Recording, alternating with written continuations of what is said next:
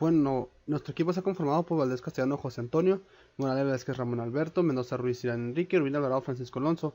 Vamos a estar hablando de la tarea 4.2, que es el tema de reguladores en modo conmutación. En esta tarea, Urbina Alvarado no va a participar, ya que como son dos tareas y teníamos varias tareas, entonces decidimos dividirla para que fuera un poco más sencillo y poder concentrarnos en todas las tareas que hay ahorita de la escuela.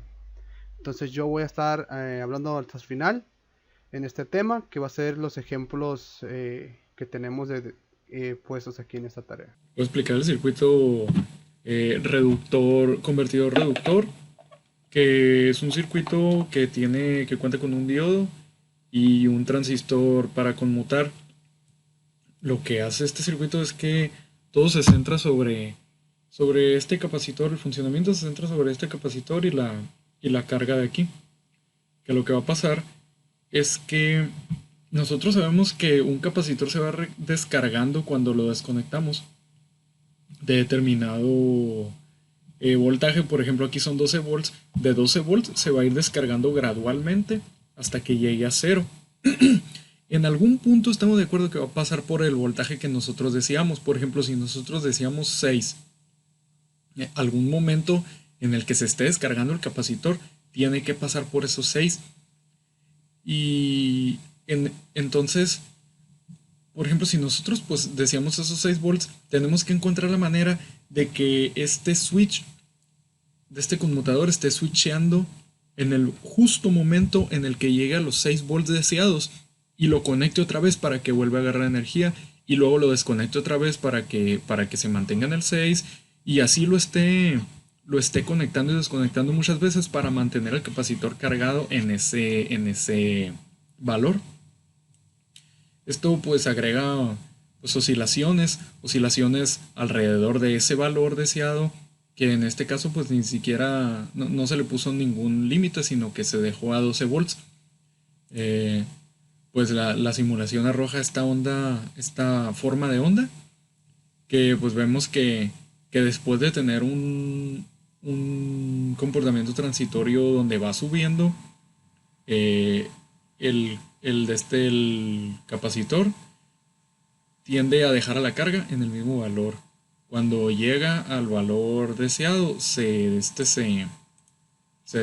conecta de nuevo, empieza a subir un poco y luego vuelve a bajar otra vez, empieza a subir, vuelve a bajar y así hasta mantenerlo en un valor con una componente de corriente directa estable, se podría decir, constante. Obviamente va a tener componentes de corriente alterna, pero pues la componente de corriente directa está en el valor deseado. En cuanto al otro circuito, este circuito no se pudo hacer funcionar por más que se intentó. Le puse aquí la retroalimentación de la onda de la salida con la onda triangular. Le puse el restador aquí para el punto suma, para que retroalimente y encienda el conmutador. Pero pues esto nunca salió. Y pues lo que se supone que tiene que hacer este circuito es que tienes una fuente aquí, tienes una fuente en la entrada, y lo que pasa es que cuando esté encendido solamente va a cargar la bobina. Todo esto se va a venir por aquí porque pues es el camino más corto que le queda a la corriente para volver al negativo. Entonces cuando este se desconecte, cuando el transistor se desconecte, sabemos que las bobinas en corriente directa tienden a bajar su impedancia y, y y va a haber aquí corriente almacenada por los comportamientos transitorios del switchado de encendido y de bajada. Entonces va a tener cierto valor almacenado y cuando este se desconecte va a invertir su polaridad. Entonces cuando la corriente pues vuelva a tomar un camino diferente, se va a restar y este se va a empezar a cargar. El diodo va a estar encendido, pero si aún está en la etapa de que el diodo aún no alcanza a encender, el voltaje el voltaje aquí del capacitor empieza a oscilar entre un valor determinado. Es un instante muy rápido en el que se generan unas ondas como la pasada, que tiene una componente de corriente directa y una de corriente alterna. La de alterna es muy pequeña y la de corriente directa es constante, y es constante en el valor deseado, y de esa manera pues se regula el voltaje con el uso de un conmutador para hacer el filtro el convertidor de DC-DC, que es un convertidor Cook. Buenas tardes, mi nombre es Iván Enrique Mendoza Ruiz y yo les voy a presentar los circuitos regulador elevador y un regulador reductor elevador.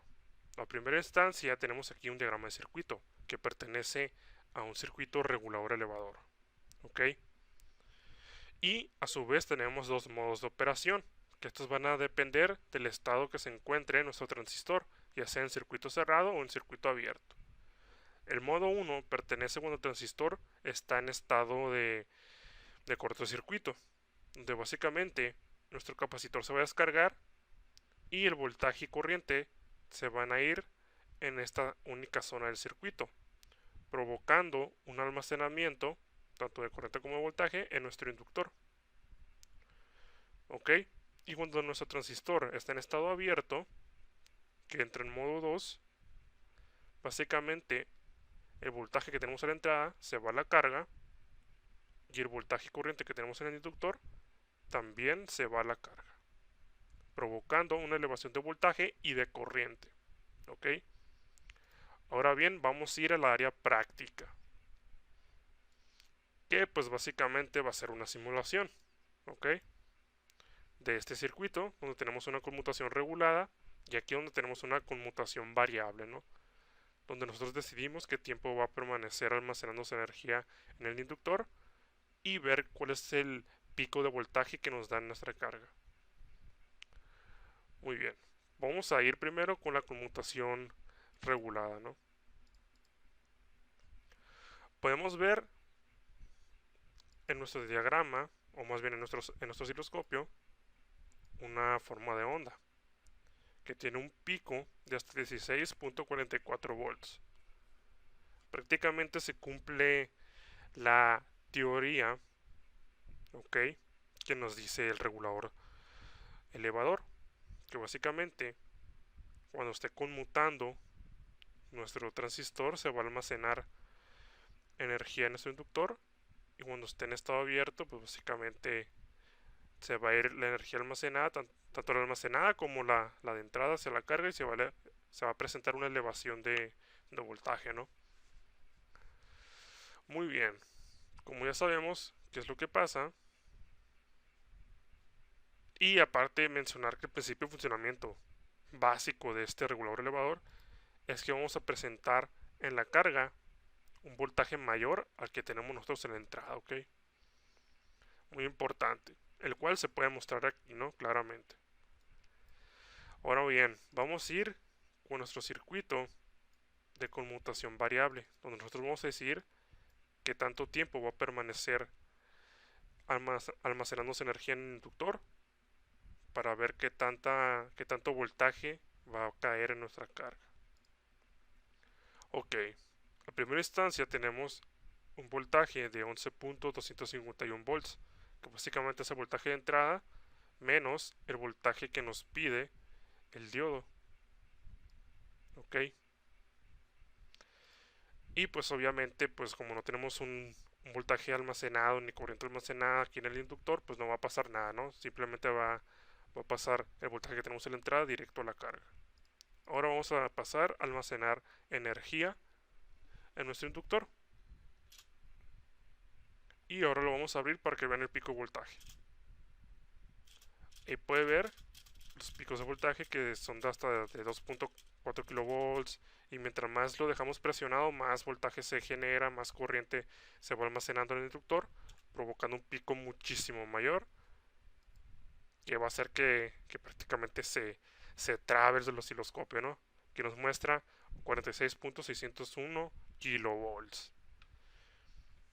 que pues básicamente es muchísimo mayor al voltaje que tenemos a la entrada, por lo que se cumple el funcionamiento de un regulador elevador. Muy bien. Disculpen. Vamos a ir ahora hacia el circuito regulador reductor elevador, que básicamente es este, que al igual que cualquier otro tipo de regulador, pues tenemos dos modos de operación, ¿no? Cuando está en cortocircuito y cuando no está en cortocircuito. El modo 1 es cuando está en cortocircuito, que podemos ver que nada más opera en esta área del circuito, ya que tenemos un diodo de polarización inversa, haciendo que la corriente no fluya hasta la carga, ¿ok? Haciendo que todo el voltaje y corriente que hay aquí, suministrándose por el voltaje entrada que tenemos aquí, básicamente se va a almacenar en el inductor. Y cuando esté en modo abierto, nuestro transistor, toda esta parte del circuito se va a eliminar y prácticamente nada más va a operar esta parte del circuito con la energía que se queda almacenada en el inductor, provocando una elevación de voltaje o una reducción de voltaje, ya que este tipo de regulador, reductor elevador, puede actuar como un reductor o como un elevador, dependiendo del ciclo de trabajo que tenga el transistor. ¿Ok? Otra de las cosas a mencionar es que el voltaje que nosotros vamos a tener en la carga va a ser inverso al que vamos a tener en la entrada. ¿Ok? Que básicamente nos va a dar un voltaje negativo, ¿no? Y pues también se le conoce como un regulador inversor. Pasamos a la área de pruebas, donde aquí también tenemos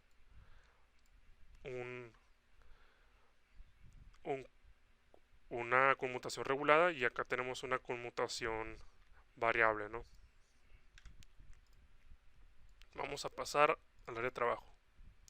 Aquí vamos a poner un ciclo de trabajo de 99% para que vean cómo actúa como un elevador. Y ahí está, ¿no?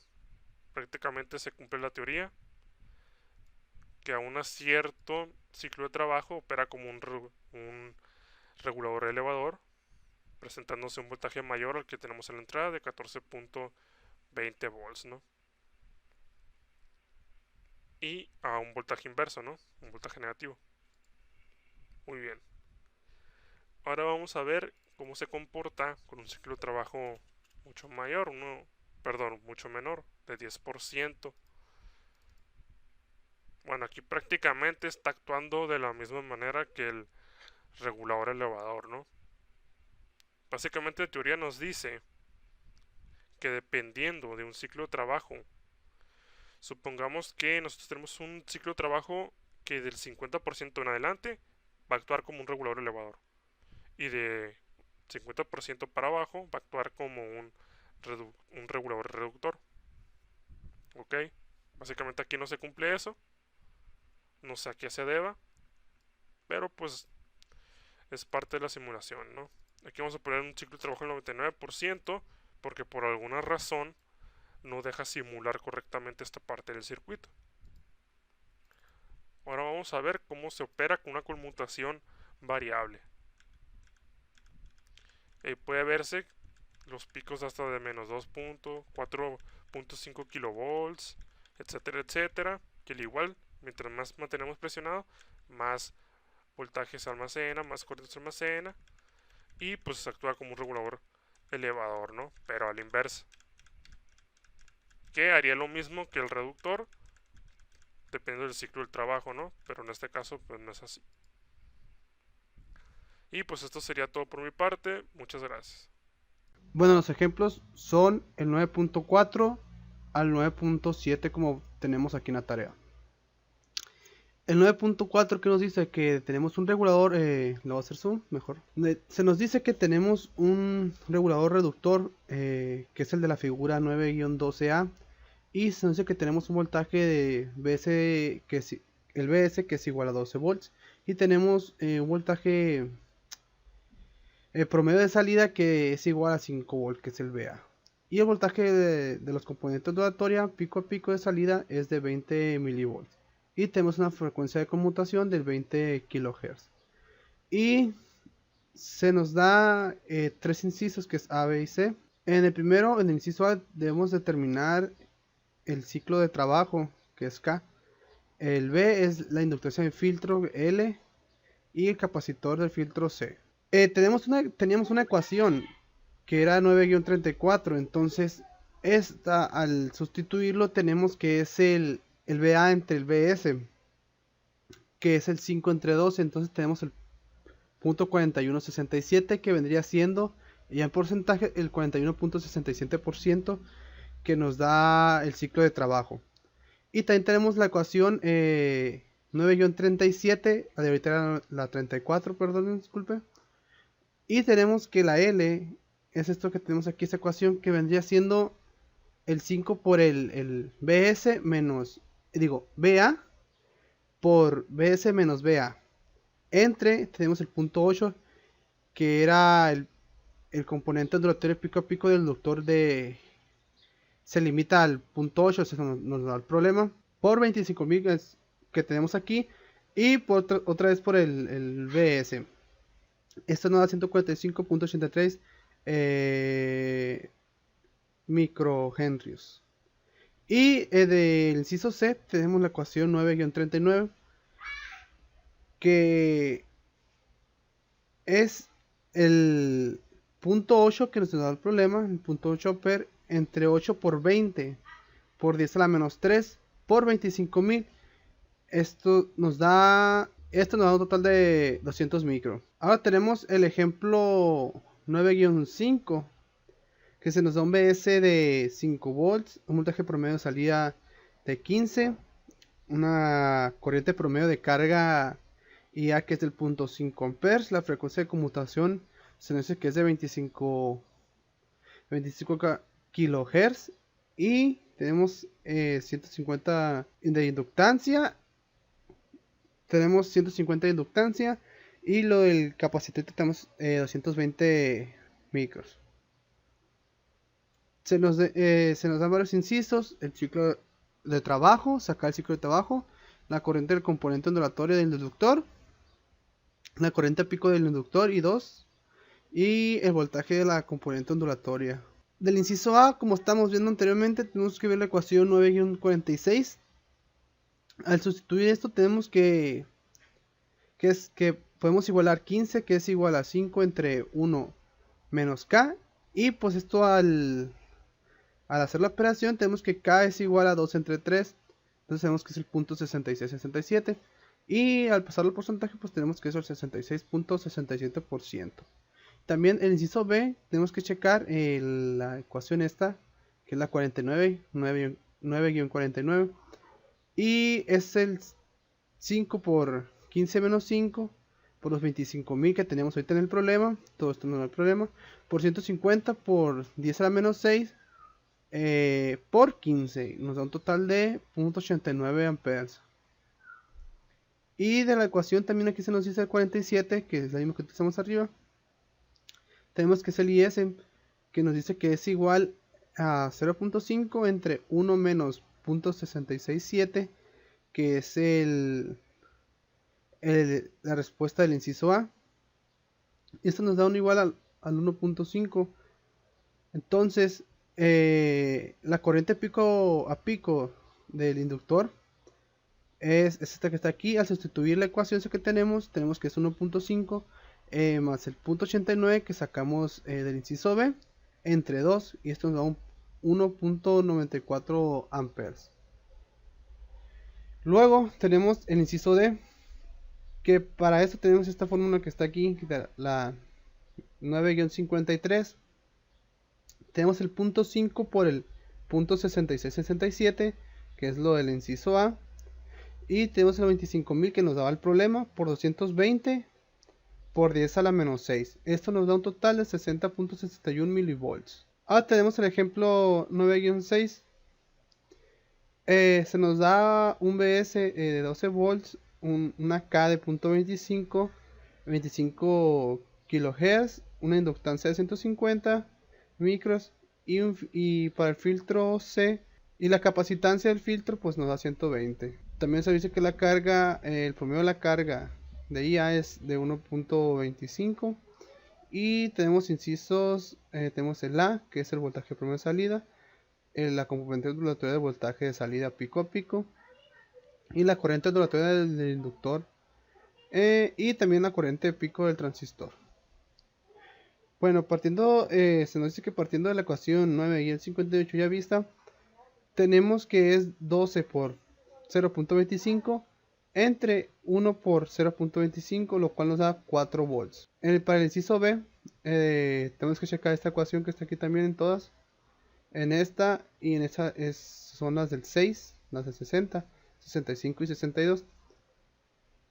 Aquí el valor pico a pico de la salida de esta fórmula de vista es de 1.25 por 0.25 entre los 25.000 que nos da el problema por 220 por 10 a la menos 6.